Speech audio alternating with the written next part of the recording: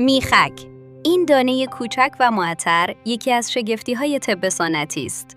گیاهی که شاید در آشپزخانه همه ما پیدا شود، اما خواص آن فراتر از یک ادویه ساده است. در طب سنتی، میخک طبعی گرم و خشک دارد و از غنچه خشک شده درخت میخک به عنوان دارو استفاده می شود.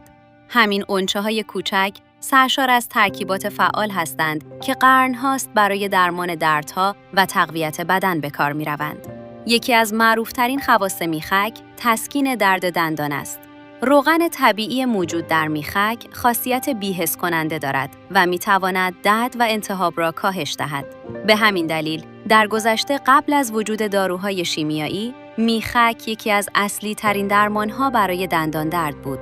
میخک همچنین نقش مهمی در سلامت دستگاه گوارش دارد. به هضم غذا کمک می‌کند، نفخ را کاهش می‌دهد و برای معده‌های سرد و ضعیف بسیار مفید است.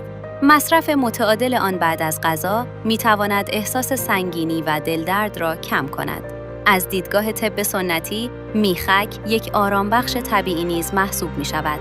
دمکرده ملایم آن می‌تواند به کاهش اضطراب، آرام شدن ذهن و بهبود کیفیت خواب کمک کند، به ویژه برای افرادی که دچار بیقراری ذهنی هستند.